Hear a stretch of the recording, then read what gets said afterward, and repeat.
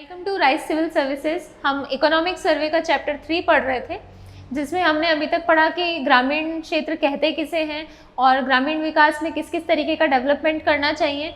और इसके बाद हमने पढ़ा था कि भाई आजीविका के लिए राजीविका एक परिषद बनाई गई थी, उसने क्या क्या स्कीम्स चलाई। फिर हमने पढ़ा आवास के लिए कौन कौन सी स्कीम्स चलाई गई। फिर हमने पढ़ा रोजगार के लिए कौन कौन सी स्कीम्स चलाई गई और क्षेत्रीय विकास के लिए कौन कौन सी। ठीक है, अब हम अभी तक की एक बार जो हमने पढ़ा है उसको एक बार शॉर्ट में रिव्यू करें तो थोड़ा सा ये है कि देखो, सबसे पहले हमने पढ़ा था कि भाई रोजगार के लिए, आजीविका के लिए दो चीजें बनाई गई थी। सबसे पहले बनाई गई थी एक राजीविका। ठीक है, राजीविका की स्थापना कब होती है? फटाफट मैं बोलती जाती हूँ, आप रिवाइज करते चलो बोल बोल के मेरे साथ। राजीविका की स्थापना होती है अक्टूबर 2010 में, स्वायत्त परिषद के तहत स्थापित हुई थी और सोसाइटी पंजीकरण एक्ट 1958 के तहत इसको रजिस्टर्ड किया गया था। इसके अध्यक्ष होते हैं हमारे सीएम और उपाध्यक्ष होते हैं ग्रामीण विकास मंत्री। ठीक है, ये जो राजीविका है ये सेल्फ हेल्प ग्रुप्स की तरह काम करती है, विमेंस को ऑर्गेनाइज करके, है ना। और हमने देखा था इसमें लगभग 4.32 लाख रोजगार दे दिए गए हैं। और इसी के अंदर हमने दो स्कीम्स देखी थी। क्या क्या देखी थी? हमने देखी थी NRLM, national rural livelihood mission, और NRETP, national rural economic transformation policy. ठीक है, NRLM, national rural livelihood mission में हमने देखा था 60-40 का रेशियो था। ये आजीविका से रिलेटेड स्कीम है और ग्रामीण विकास विभाग की ये स्कीम है। उसके बाद हमने देखा था NRETP, economic transformation. Economic transformation में हमने देखा था कि भाई ट्रांसफॉर्मेशन बहुत बड़े लेवल का है, तो इसमें कौन हेल्प करेगा? वर्ल्ड बैंक हेल्प करेगा। ठीक है, फिर उसके बाद हमने देखी थी भाई आवास से रिलेटेड दो स्कीम। आवास से रिलेटेड दो स्कीम्स में हमने देखा था, नहीं इससे पहले हमने यहाँ देखा था मनरेगा, MG नरेगा। MG नरेगा में हमने क्या देखा था भाई? 2005 को ये लॉन्च हुआ था, 2006 में ये हमारे यहाँ लागू हुआ था और 2009 में इसका नाम चेंज करके क्या कर दिया था? महात्मा गांधी राष्ट्रीय ग्रामीण रोजगार गारंटी योजना। इसके अंदर क्या है भाई? 100 दिन का रोजगार दिया जाएगा। रजिस्ट्रेशन करने के 15 दिन में फोटोयुक्त जॉब कार्ड दे दिया जाएगा। 15 दिन में अगर आपको रोजगार नहीं मिलता तो बेरोजगारी भत्ता मिलेगा। उसके बाद 5 किलोमीटर के दायरे में रोजगार नहीं मिलता तो 10% एक्स्ट्रा आपको अलाउंसेस मिलेंगे। ठीक है, फिर इसके अंदर हमने देखा था कि भाई बजट में कुछ चेंजेस किए गए। क्या चेंजेस किए गए थे? कि भाई 100 की जगह 125 दिन का रोजगार दिया जाएगा ग्रामीण क्षेत्र में। दूसरी चीज चेंज ये की गई है कि भाई जो जनजाति ट्राइबल एरिया है, जैसे बारा का सहरिया और खैरुआ, उदयपुर की कथौड़ी और विशेष योग्य जन, इनको 100 की जगह 200 दिन का रोजगार कर दिया गया। ठीक है, फिर हमने देखी थी आवास। आवास के लिए हमने देखा था भाई PM जनमन और PM आवास। तो PM आवास में हमने क्या देखा था?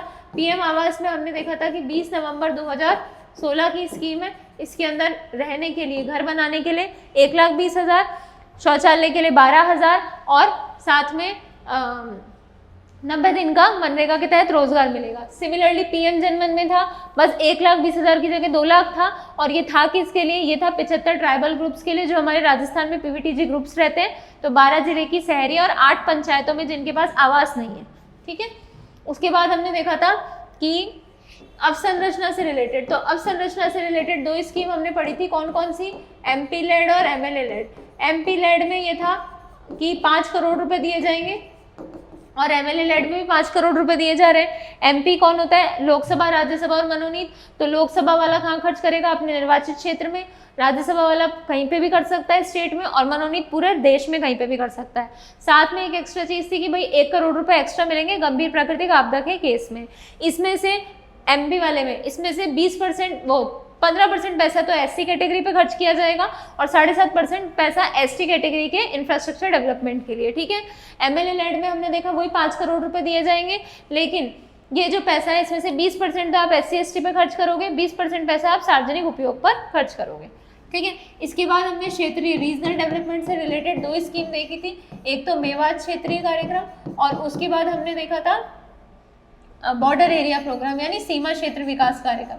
तो मेवात क्षेत्र कार्यक्रम में हमने देखा था मेव क्षेत्र। मेव क्षेत्र क्या होता है? अलवर, खैरथल, तिजारा और डीग। तो ये 14 खंडों में संचालित थी, 807 गांव थे इसके अंदर। और कब की स्कीम है? 1986-87 की। बॉर्डर एरिया प्रोग्राम में हमने देखा था कौन कौन से डिस्ट्रिक्ट है? JBBJ, जैसलमेर, बीकानेर, बाड़मेर, जोधपुर और अनूपगढ़। सातवीं पंचवर्षीय योजना के समय की ये स्कीम है। और बॉर्डर एरिया वाले में क्या क्या करेंगे, देखो आधारभूत संरचना का विकास तो करेंगे, साथ में सीमा सुरक्षा के संबंधित काम भी कर देंगे। तो ये यहाँ तक का ओवरव्यू था कि हमने अभी लास्ट क्लास में क्या पढ़ा था। अब हम आगे देखते हैं। तो आगे ये है कि भाई हम ये क्षेत्रीय विकास की योजनाओं पर चल रहे थे। तो क्षेत्रीय विकास की योजनाओं में तीसरी स्कीम आती है डांग क्षेत्र कार्यक्रम। अब वाली स्कीम आती है डांग क्षेत्र विकास कार्यक्रम। तो सबसे पहले डांग क्षेत्र कहते किसे हैं, तो डांग क्षेत्र कहते हैं जो चंबल का बीहड़ क्षेत्र कहलाता है, जो चंबल का अवनाली का अपरदन होकर बीहड़ क्षेत्र बन गया है चंबल में, उस एरिया को डांग क्षेत्र कहा जाता है, या उसके आसपास के एरिया को दस्युग्रस्त क्षेत्र को कहा जाता है। जिसके अंदर क्या क्या आता है, इसके अंदर अगर हम देखें तो देखो चंबल का जो क्षेत्र, चंबल के लिए हमेशा एक कीवर्ड यूज किया जाता है CDSM। CDSM मतलब करौली, धौलपुर, सवाई माधोपुर। तो ये 3 डिस्ट्रिक्ट ऐसे हैं जो चंबल को कवर करते हुए एरिया में जा रहे हैं। तो ये कहाँ पे है, ये एक तो आपका जाएगा CDSM में, करौली, धौलपुर और सवाई माधोपुर, ठीक है। उसके बाद आपका जाएगा ये हाड़ौती में, ये रहा देखो कोटा, बूंदी, बारा और झालावाड़, 2 डिस्ट्रिक्ट एक्स्ट्रा है इसमें, भरतपुर और गंगापुर सिटी। तो आपको इसको याद कैसे करना है कि एक तो ये जा रहा है हाड़ौती में, दूसरा जा रहा है ये CDSM में, और तीसरा जा रहा है ये गंगापुर सिटी और भरतपुर में।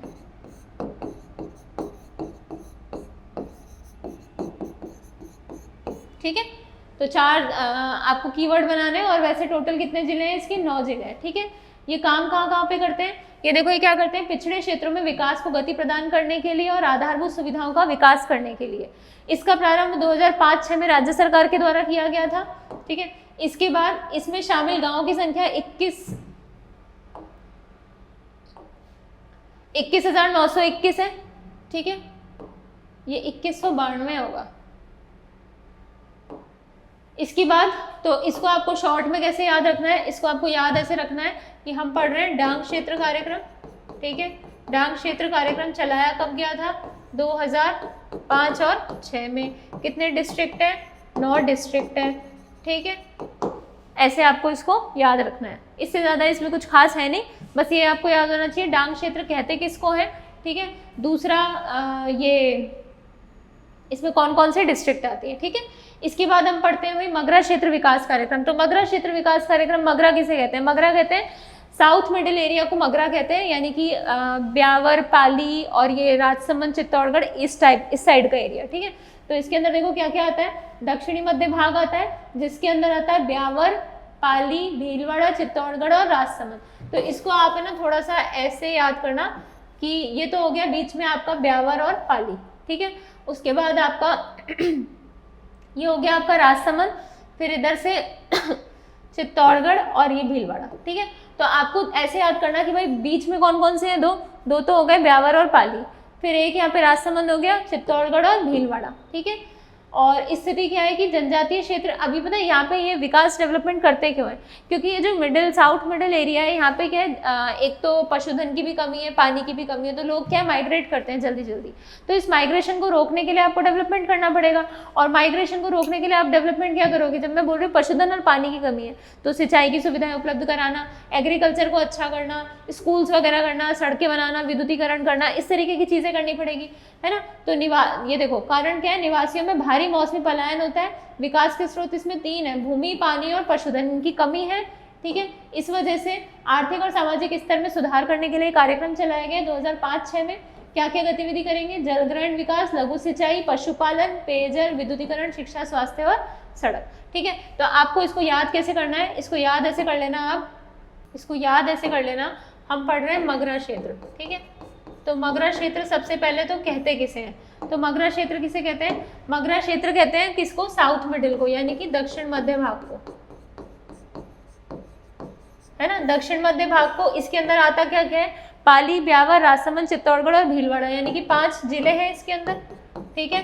स्कीम कब की है, ये है 2005-06 की, ठीक है। इसके अंदर क्या रीजन है कि पलायन होता है ना, तो पलायन करने के लिए, इसमें सुधार करने के लिए क्या क्या करेंगे, वही सिंचाई, पशुपालन। तो ये सब आपको मेंस के उससे ध्यान रखना है कि भाई सिंचाई कर सकते हैं, पशुपालन कर सकते हैं, पेयजल, विद्युतीकरण, शिक्षा वगैरह, ठीक है। तो आपको इसमें याद क्या क्या करना है, मगरा क्षेत्र कार्यक्रम कब चलाया गया था, 2005-06 में चलाया गया था। कहाँ कहाँ चलाया गया था, पाली में, ब्यावर में, राजसमंद में, चित्तौड़गढ़ में और भीलवाड़ा में। ठीक है, ये कहाँ के एरिया हैं, दक्षिण मध्य के एरिया हैं। क्यों चलाया गया था, क्योंकि यहाँ पे भारी मौसमी पलायन देखने को मिलता है। अब चलाया गया तो भाई क्या क्या करेंगे, तो पेयजल की सुविधा देंगे, विद्युतीकरण करेंगे, एजुकेशन देंगे, इस तरीके की चीज़ें करेंगे। ठीक है, आगे चलते हैं। आगे आता है मुख्यमंत्री जिला नवाचार निधि योजना, यानी कि मुख्यमंत्री जिला नवाचार, किसी जिले में नवाचार करने के लिए निधि यानी पैसा दिया जाएगा, ये स्कीम है। यानी कि आप किसी भी डिस्ट्रिक्ट में कोई नवाचार करना चाहते हो, उसके लिए कुछ पैसा दिया जाएगा, उस स्कीम का नाम है मुख्यमंत्री जिला नवाचार निधि योजना। तो इसमें क्या है, देखो स्थानीय आवश्यकताओं के अनुरूप नवाचारों को समावेश किया जाएगा कि भाई वहाँ की जो लोकल रीजनल रिक्वायरमेंट्स हैं उसके अकॉर्डिंग आप नवाचार करो। जैसे कि मान लो कहीं पे जैसे जयपुर है, तो जयपुर में ये सेक्रेटरीट वगैरह हैं, तो इसमें डेली की बहुत सारी फाइल्स आती होंगी, बहुत सारी कंप्लेंट्स और बहुत सारी चीज़ें होती हैं। तो इसको आपको इजी गोइंग करने के लिए यहाँ की रीजनल रिक्वायरमेंट ये है कि भाई आप ई गवर्नेंस शुरू कर दो, यानी कि आप ऑनलाइन प्लेटफॉर्म पे आ जाओ, तब ज़्यादा बेटर रहेगा। तो ई गवर्नेंस शुरू कर दिया है, तो वो रीजनल रिक्वायरमेंट होती है, वहाँ पर क्या रीजनल रिक्वायरमेंट है। ठीक है, तो विकास में समरूपता प्राप्त करना और निवेश में विकेंद्रीकरण करना। कार्यक्रम का राज्य में प्रत्येक जिले में जिला कलेक्टर के द्वारा लागू किया गया है ये कार्यक्रम। ठीक है, तो आपको बेसिकली याद ही रखना है, सबसे पहले जिला नवाचार निधि क्या है कि इसमें है ना हर जिले में एक नवाचार किया जाएगा। नवाचार करने के लिए अलाउ कौन करेगा, वो कौन करेगा, डिस्ट्रिक्ट कलेक्टर करेगा। ठीक है, उसके बाद आता है मुख्यमंत्री क्षेत्रीय विकास योजना। तो मुख्यमंत्री क्षेत्रीय विकास योजना यानी कि रीजनल डेवलपमेंट करना है आपको। रीजनल डेवलपमेंट में क्या है कि देखो दूरस्थ और पिछड़े क्षेत्रों का विकास करना, प्रदेश की भौगोलिक, आर्थिक और सामाजिक स्तर पर क्षेत्रीय विभिन्नताओं में को ध्यान में रखते हुए विकास करना है। ठीक है, 2022 में शुरू हुई थी, इसमें बजट में कितने दिए हैं, 100 करोड़ रुपए दिए हुए। तो याद क्या करना है, मुख्यमंत्री क्षेत्रीय विकास योजना रीजनल डेवलपमेंट स्कीम में ये है कि 2022 में शुरू हुई थी। क्या क्या डेवलपमेंट करेंगे, दूरस्थ क्षेत्र के कार्य उसमें डेवलपमेंट करेंगे, भौगोलिक, आर्थिक और सामाजिक रिक्वायरमेंट्स को फुलफिल करेंगे, और बजट में कितने पैसे दे रखे हैं, 100 करोड़। ठीक है, आगे चलते हैं। आगे बायोफ्यूल अथॉरिटी, तो इसको आप ऐसे याद करो। देखो सबसे पहले तो मैं आपको बता देती हूँ कि बायोफ्यूल होता क्या है। तो सरकार जो है आजकल पहले अभी तक हम जो है तेल पर चल रहे हैं कि भाई तेल, क्रूड ऑयल हम मंगाते हैं, कच्चा तेल बाहर से, और उसके बाद ही हमारे व्हीकल्स वगैरह, गैसेस वगैरह, ये सब चीज़ें चलती हैं। हम डिपेंड हैं किस पर, इम्पोर्ट पर। इस चीज़ को कम करने के लिए सरकार ने क्या किया, ई व्हीकल, आपने सुने होंगे, ई व्हीकल चला दिया जो इलेक्ट्रिक चार्ज होते हैं। साथ में सरकार ने क्या चलाया कि हम बायोफ्यूल पे स्विच करेंगे, यानी फ्यूल से हम किस पे चले जाएंगे, पेट्रोल डीजल से हम जाएंगे बायोफ्यूल पे।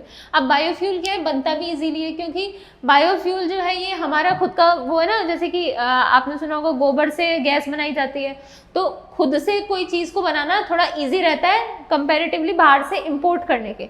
ठीक है, तो बायोफ्यूल बनाने के लिए सरकार ने ये प्राधिकरण बनाया है। अब बायोफ्यूल होता क्या है, बायोफ्यूल होता है, पौधे होते हैं रतनजोत और करंज के, जो तेलीय पौधे होते हैं, ऑयली सीड्स होते हैं, उनसे बनाया जाता है। देखो बंजर भूमि में रतनजोत और अन्य समकक्ष तेलीय फसलों की खेती के माध्यम से जैव ईंधन का उत्पादन किया जाता है। ठीक है, अब उत्पादन तो कर दिया, अब उत्पादन करने के लिए फ्यूल बनाना है, तो फ्यूल बनाने के लिए कुछ चीज़ें होनी चाहिए। देखो आपके पास कोई अथॉरिटी भी होनी चाहिए, कोई एक पॉलिसी भी होनी चाहिए, इसके लिए आपके पास एक मिशन भी होना चाहिए। तो इन्होंने क्या चलाया था, इन्होंने एक चलाया था बायोफ्यूल के लिए, इन्होंने सबसे पहले तो मिशन लाया था, बायोफ्यूल मिशन आया था 2005 में, फिर बायोफ्यूल की पॉलिसी आई थी 2006 में, बायोफ्यूल अथॉरिटी 2007 में बनी थी, ये लिख रही। ठीक है, फिर बायोफ्यूल के रूल्स आए थे 2019 में, और बायोफ्यूल डे मनाया जाता है 10 अक्टूबर को। इसको आप याद ऐसे कर लेना कि M for mission, P for policy, A for authority और एंड आर फॉर रूल्स। 2005, 6, 7 तीनों सीक्वेंस में, और ये 19 में चला गया। ठीक है, तो एम पर mission, policy, authority and rules 2005, 6, 7 और 19। ठीक है, इसके बाद हम देखें तो बायोडीजल पंजीकरण। तो राजस्थान बायो जैव ईंधन नियम 2019 के तहत, अभी पढ़ा था ना हमने, रूल्स 2019 में बनाए गए, इसके तहत बायोडीजल B100 की खुदरा बिक्री के लिए उत्पादकों, आपूर्तिकर्ता और खुदरा विक्रेताओं का पंजीकरण किया जाता है। आय के वैकल्पिक अवसर, मैंने बताया था आपको, देखो कौन कौन से पौधे होते हैं, रतनजोत, करंज, महुआ और नीम, ये आपको याद रखने हैं। 4 पौधे हैं, सर्वे में दे रखे हैं, पूछ सकता है कौन कौन से पौधे होते हैं बायोडीजल के लिए, किस किस को बढ़ावा देते हैं। तो ऑयल सीड्स कौन कौन से होते हैं, ऑयल क्रॉप्स, रतनजोत, करंज, महुआ और नीम। ठीक है, इसके बाद आता है बंजर भूमि एवं चारा का विकास। तो राजस्थान में बहुत सारी बंजर भूमि है, पानी की कमी है तो बंजर भूमि तो होगी, तो इसके लिए बंजर भूमि विकास बोर्ड के कार्यों का निष्पादन करता है ये, ठीक है। अब आती है सांसद आदर्श ग्राम योजना।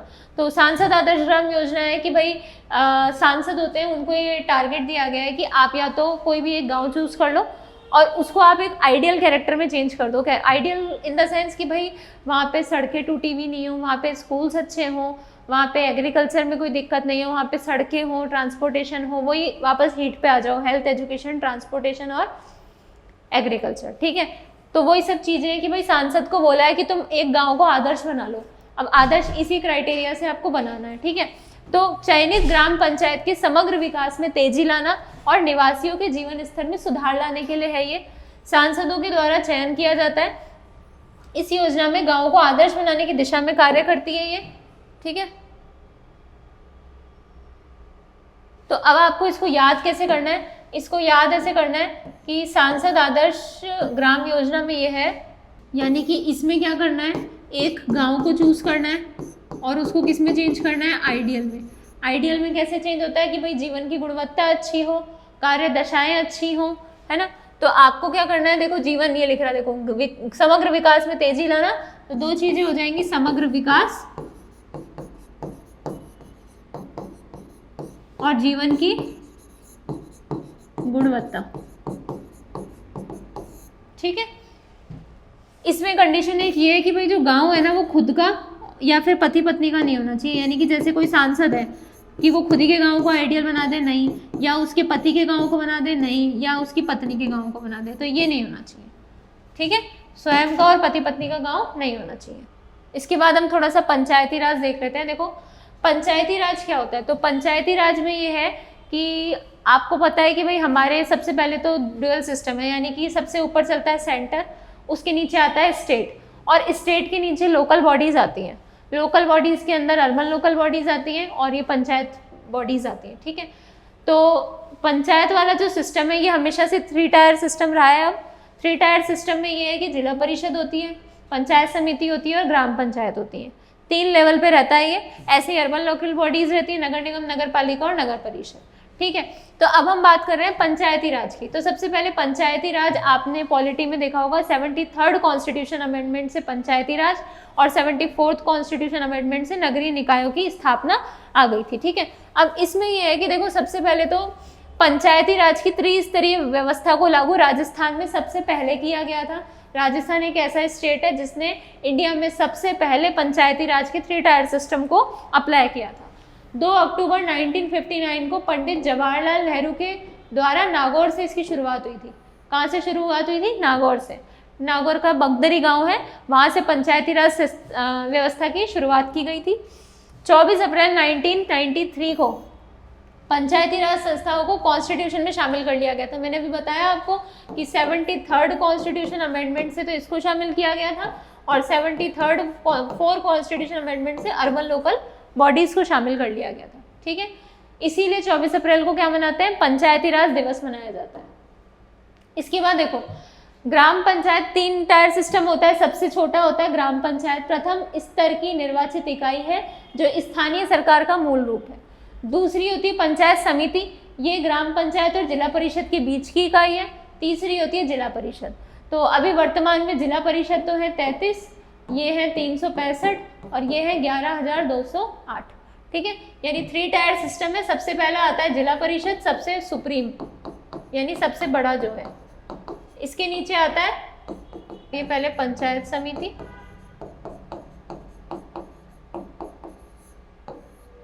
और इसके नीचे आती है ग्राम पंचायत, ठीक है। तो यहाँ तक का अगर हम एक बार देखें तो देखो पंचायती राज क्या होती है? एक 3 टायर सिस्टम होता है, ठीक है। 3 टायर सिस्टम को लागू कब किया गया था? राजस्थान सबसे पहला स्टेट ऐसा है जिसने लागू किया था। कब किया था? 2 अक्टूबर 1959 को जवाहरलाल नेहरू के द्वारा नागौर के बगदरी गांव से इसकी शुरुआत की गई थी और 24 अप्रैल 1993 को इसको संवैधानिक दर्जा दे दिया गया था, ठीक है। संवैधानिक दर्जा दिया गया था मतलब कि ये संविधान में शामिल हो गया था 73वें संविधान संशोधन से, ठीक है। उसके बाद हमने देखा कि भाई पंचायती राज सिस्टम जो है वो 3 टायर सिस्टम है। सबसे ऊपर आता है जिला परिषद, उसके नीचे पंचायत समिति और उसके नीचे ग्राम पंचायत। जिला परिषद कितनी है? 33 है। ग्राम पंचायत, पंचायत समिति कितनी है? 365 और ग्राम पंचायत कितनी? 11,208। ठीक है। अब हम आगे देखते हैं भाई पंचायत राज करती क्या है पंचायती राज। तो पंचायत राज विभाग के काम क्या क्या है? सबसे पहले तो विकेंद्रीकरण को सुनिश्चित करना। विकेंद्रीकरण का मतलब होता है डिसेंट्रलाइजेशन, यानी कि देखो पहले ऐसा होता था कि जैसे मान लो कि कोई भी बिजनेस कर रहा है, तो बिजनेस में एक तो ये होता है कि एक आदमी है वही सारे काम करे, कि बिजनेस को संभालना भी काम करे, एम्प्लॉय का भी काम करे, ओनर का भी काम करे, सारे काम वही करे। एक तरीका ये होता है कि बिजनेस करने के बाद उसमें डायरेक्टर बना दिए जाते हैं, सीईओ बना दिए जाते हैं, एम्प्लॉयज रख लिए जाते हैं, यानी कि काम को डिसेंट्रलाइज कर दिया जाता है कि एक काम को करने के लिए 10-12 लोग हैं जिसमें उस काम को बांट दिया जाता है। काम बांटने से क्या होता है, उस काम में एफिशिएंसी भी बढ़ जाती है ना, और काम में आपके नवाचार, क्रिएटिविटी भी आ जाती है, इस तरीके की चीज़ें हो जाती हैं। तो पंचायती राज इसी उद्देश्य से बनाई गई थी कि सारा का सारा काम सेंट्रल गवर्नमेंट और स्टेट गवर्नमेंट देखती है। अब स्टेट गवर्नमेंट अपने कुछ काम को किसी लोकल बॉडी पे ट्रांसफर कर देती है, उसका नाम है पंचायती राज, जो क्या करती है कि भाई रीजनल एरिया, जो भी उसका एरिया है ग्राम पंचायत, पंचायत राज और जिला परिषद का, उस एरिया में डेवलपमेंट को वो हेड करते हैं। ठीक है। तो जो विकेंद्रीकरण राज्य सरकार ने किया अपनी पावर्स को ट्रांसफर करने का पंचायती राज विभाग को, उसको सुनिश्चित करने का काम करती है। दूसरा, अनुसूचित क्षेत्र में पैसा एक्ट का इफेक्टिव इम्प्लीमेंटेशन करती है। पैसा एक्ट ये है कि जब पंचायती राज विभाग बना था तो उसको 1993 में 1994 में पैसा एक्ट से चेंज कर दिया गया था। ये पैसा एक्ट राजस्थान के नीचे सदर्न वाले जिलों में लागू होता है, जैसे कि वागड़ वाले हो गए, उदयपुर और इधर सिरोही वगैरह के। ठीक है। तो पैसा एक्ट का इफेक्टिव इम्प्लीमेंटेशन करना, एक तो विकेंद्रीकरण सुनिश्चित करना, दूसरा पैसा एक्ट का इफेक्टिव इम्प्लीमेंटेशन करना। तीसरा क्या है, पंचायती राज संस्थाओं में कार्मिकों की भर्ती, की भाई अब इनको डिसेंट्रलाइजेशन तो कर दिया राजस्थान सरकार ने कि कुछ काम तुम्हें दे दिया, तुम कर लो, काम करने के लिए लोग भी तो चाहिए, तो लोगों का अपॉइंटमेंट कौन करेगा? पंचायती राज करेगा। ठीक है। उसके बाद महिला जनप्रतिनिधियों की क्षमता का संवर्धन करना, इसमें यह है कि भाई विमेंस होनी चाहिए, विमेंस होनी जरूरी है, तो 50% विमेन होनी चाहिए। ठीक है। योजनाओं को समन्वय, संसाधनों को एकीकृत करना, ग्राम सभाओं को सशक्त करना, समावेशी विकास के लिए विभिन्न योजनाओं की निगरानी करना, अनुदान वितरण करना, ये इसके काम होते हैं। ठीक है। अब आप इसको एक क्वेश्चन लिख लो मेंस के हिसाब से कि पंचायती राज विभाग के कार्यों की विवेचना कीजिए। 5 नंबर में आपको इसको लिखना है। इसको याद करने का तरीका मैं आपको बता देती हूँ कि इसको आप एक शॉर्ट नोट बना लो इसका छोटा सा, कि भाई देखो पंचायती राज क्या करता है, कार्य में क्या क्या करता है। सबसे पहले तो विकेंद्रीकरण सुनिश्चित करता है। ठीक है। दूसरा क्या करता है, पैसा एक्ट का इम्प्लीमेंटेशन करता है। तीसरा क्या करता है, कार्मिक भर्ती करता है। ठीक है। चौथा क्या करता है, महिला प्रतिनिधि को संवर्धित करता है। ठीक है। बस आपको कीवर्ड लिख लिख के करने पड़ेंगे ताकि याद हो जाए आपको। उसके बाद क्या करता है, ग्राम सभा को सशक्त करता है। उसके बाद क्या करता है, संसाधनों को एकीकृत करता है। ठीक है। और बस यही सब इसके काम है, और योजना की निगरानी रखता है। ठीक है। तो ऐसे ना माइंड मैप बना के याद करोगे तो फटाफट याद हो जाएगा। 6-7 काम करता है, विकेंद्रीकरण करने का, पैसा एक्ट को इफेक्टिव इम्प्लीमेंट करने का, कार्मिकों की भर्ती करने का, महिला प्रतिनिधि को सशक्त करने का, ग्राम सभा सशक्त करने का, संसाधन एकीकृत करने का और योजना निगरानी करने का। ठीक है। तो आपको इसको इस तरीके से याद करना है। अब पंचायत राज में देखो ये क्या होता है कि इसको अपन बाद में पढ़ेंगे, एक बार अभी तक का रिपीट कर लेते हैं। पहले सबसे पहले हमने पढ़ा था डांग क्षेत्र कार्यक्रम। डांग क्षेत्र कार्यक्रम में हमने पढ़ा था कि डांग क्षेत्र कहते किसे हैं। तो डांग क्षेत्र किसे कहते हैं, डांग क्षेत्र कहते हैं जो चंबल वाला बीहड़ दस्यू क्षेत्र है उसको डांग क्षेत्र कहते हैं, जिसके अंदर हाड़ौती वाले एरिया आएंगे, है ना, चंबल वाले CDSM आएंगे, और क्या आएगा, भरतपुर और गंगापुर सिटी वाला एरिया आएगा। ठीक है। उसके बाद हमने पढ़ा था कि ये स्कीम है कब की, तो 1986-87 की है ये स्कीम, है ना। इसके अंदर क्या करेंगे, पिछड़े क्षेत्र के जो लोग हैं या फिर इसमें विकास को गति प्रदान करेंगे इस एरिया में। ठीक है। उसके बाद ये स्कीम 2005-06 की है। ठीक है। फिर इसके बाद हमने पढ़ा था कि मगरा क्षेत्र कार्यक्रम, तो मगरा क्षेत्र कार्यक्रम किसको कहते हैं? दक्षिण मध्य वाले भाग को कहते हैं, ठीक है। विशेषकर कौन कौन से होते हैं? पाली ब्यावर हो गया बीच में, नीचे राजसमंद, चित्तौड़गढ़ और भीलवाड़ा हो गया, ठीक है। 5 डिस्ट्रिक्ट हो गई है। उसके बाद हमने देखा था कि यहाँ पे लोग क्या करते हैं? मौसमी पलायन, माइग्रेट कर देते हैं। क्यों? पानी, पशुधन और इसकी कमी से, भूमि की कमी से, ठीक है। तो इसको रोकने के लिए ये डेवलपमेंट चलाया जा रहा है, जिसमें 2005-6 की ये स्कीम है। और इसमें क्या क्या दिया जाता है? लघु सिंचाई, पशुपालन, जलग्रहण विकास, विद्युतीकरण, शिक्षा और स्वास्थ्य। इसके बाद पढ़ा था हमने मुख्यमंत्री जिला नवाचार निधि योजना, यानी कि जिले में नवाचार करने के लिए पैसा दिया जाएगा, ठीक है। तो पैसे में क्या क्या होगा? पैसे में दिया जाएगा कि स्थानीय आवश्यकताओं के अनुरूप नवाचारों का समावेश करना और विकास में समरूपता प्राप्त करना। इसके बाद हमने देखा था कि भाई ये कार्यक्रम जो है वो जिला कलेक्टर के द्वारा लागू किया गया है, ठीक है। इसके बाद ये हमने पढ़ी थी मुख्यमंत्री क्षेत्रीय विकास योजना, यानी रीजनल डेवलपमेंट करना है, जो भी रीजनल रिक्वायरमेंट है उसके अकॉर्डिंग। तो इसके लिए 100 करोड़ का बजट हमने पढ़ा था। 2022 की ये स्कीम है और इसमें भौगोलिक, आर्थिक और सामाजिक स्तर पर भिन्नताओं को ध्यान दिया जाएगा। फिर हमने पढ़ा था बायोफ्यूल अथॉरिटी। तो बायोफ्यूल अथॉरिटी किस किस पौधे के लिए बनाई गई थी? देखो पहले तो वो याद करो, तो रतनजोत, करंज, नीम और महुआ, 4 पौधे थे। हमने एम पर से याद किया था, मिशन 2005 का था। 2006 में पॉलिसी आई थी, 2007 में अथॉरिटी आई थी और 2019 में इसके रूल आए थे। और बायोफ्यूल डे कब मनाया जाता है? 10 अक्टूबर को, ठीक है। इसके बाद हमने देखा था कि भाई बंजर भूमि के लिए चारागाह विकास बोर्ड बनाया गया था, ये कार्यों का निष्पादन करेगा बंजर भूमि से रिलेटेड, ठीक है। फिर हमने पढ़ा था सांसद आदर्श ग्राम योजना। सांसद आदर्श ग्राम योजना में क्या होता है कि भाई कोई भी सांसद है वो किसी एक गांव को आदर्श गांव, आइडियल विलेज में चेंज कर देगा। कैसे करेगा? वहाँ पे इंफ्रास्ट्रक्चर डेवलपमेंट वगैरह करके, मगर कंडीशन ये वो गाँव उसका खुद का नहीं होना चाहिए या उसके स्पाउस का नहीं होना चाहिए, यानी पति या पत्नी का नहीं होना चाहिए, ठीक है। दूसरी आगे हमने पढ़ा था पंचायती राज। पंचायती राज में हमने क्या पढ़ा था कि भाई पंचायती राज की स्थापना जवाहरलाल नेहरू के द्वारा 2 अक्टूबर को की गई थी। कहाँ से? नागौर के बगदरी गांव से की गई थी।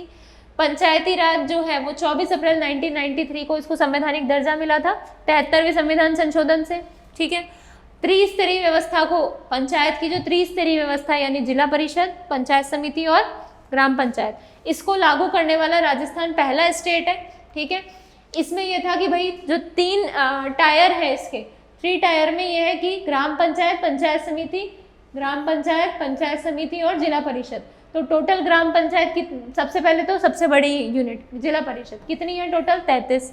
फिर पंचायत समिति टोटल कितनी है? 365।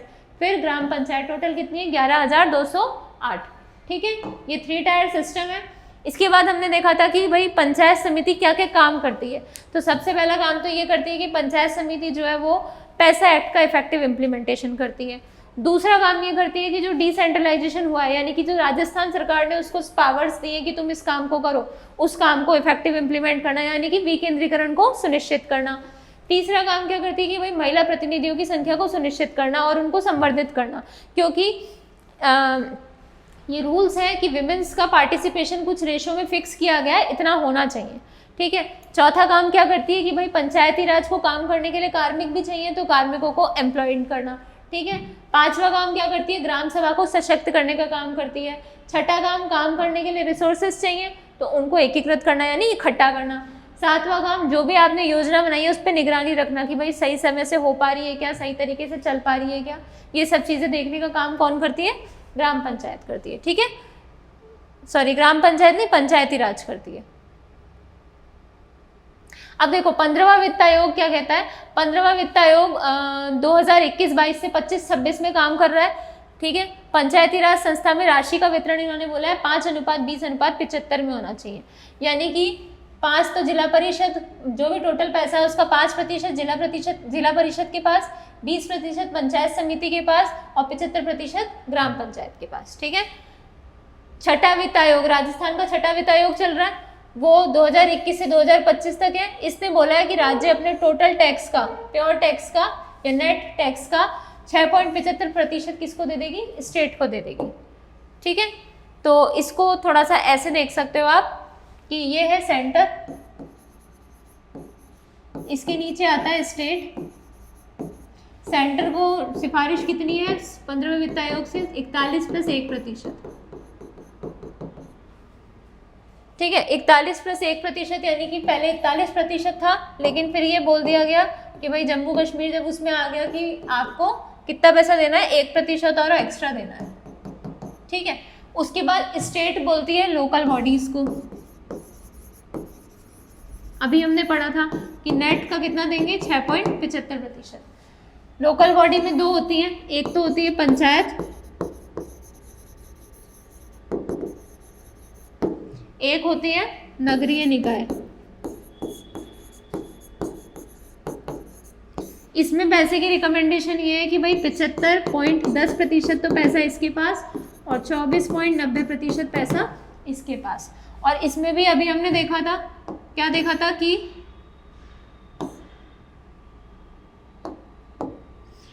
था कि तीन पार्ट में बांटना है, 5, 20 और 75 में।